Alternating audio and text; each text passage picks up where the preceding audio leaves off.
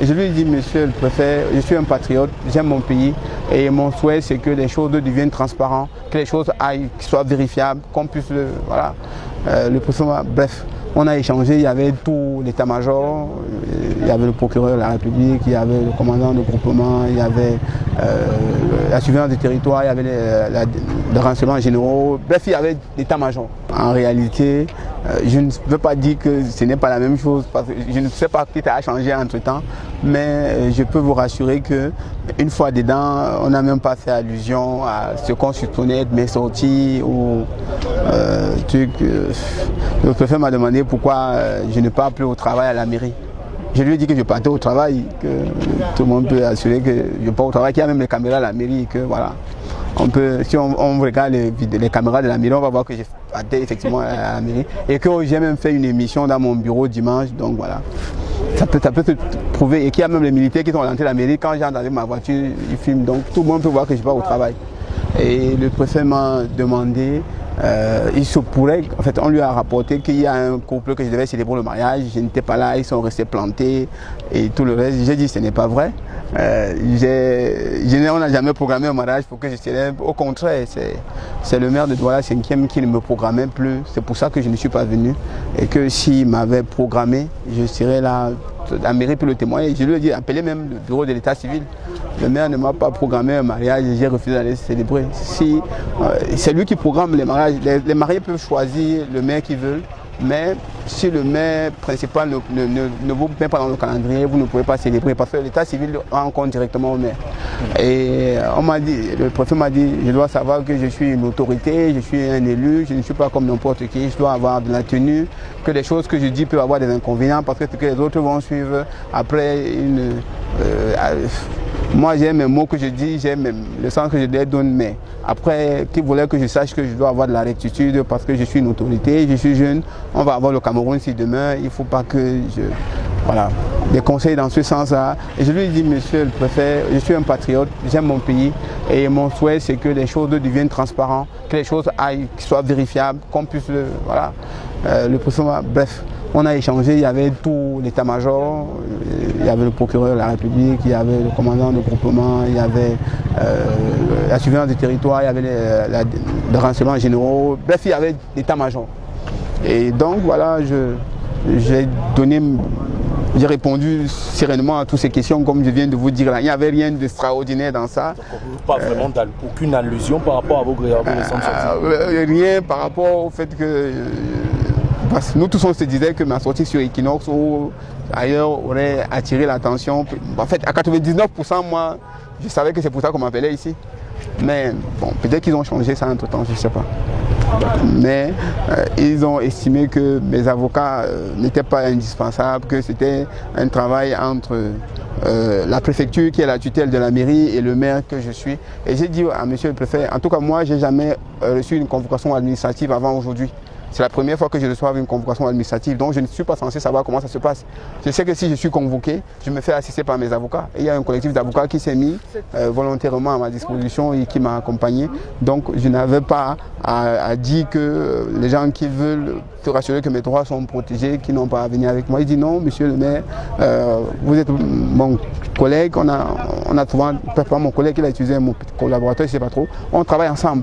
On a nos institutions, donc on doit collaborer et vous savez que j'ai souvent présidé les conseils municipaux, on a eu des échanges. Je lui dis effectivement, je suis venu plusieurs fois à la préfecture parce que par un message porté, vous m'avez invité, par plusieurs raisons, mais vous ne m'avez jamais adressé une convocation administrative. Entre temps, j'ai eu un malaise, bon, je peux sauter ça, ce n'est pas... J'ai eu un malaise, vous savez, je m'attendais tellement à quelque chose de trop important, de trop grand.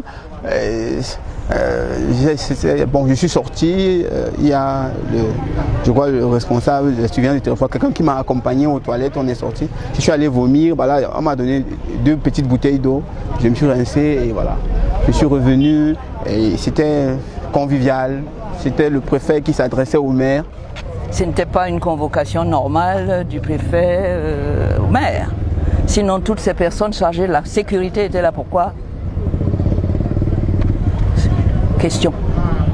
Des affaires d'absence. Alors à partir de ce moment-là, nous avons ressenti la même chose parce qu'effectivement, monsieur le maire n'a jamais été convoqué Par le préfet. Il pouvait l'appeler, il pouvait lui dire on peut se voir, passer me voir. Pas de problème. C'est lui qui a fait en sorte qu'on éveille nos soupçons parce que nous connaissons les méthodes traditionnelles de fonctionnement de notre administration par rapport aux administrés. Nous savons qu'ils n'ont que la force à opposer et nous connaissons le contexte de l'après 12 octobre 2025.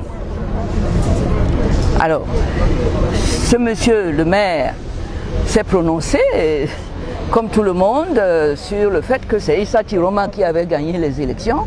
Et tout ça, ça pouvait lui coûter la liberté. Hein. Ça a coûté la liberté à beaucoup de gens.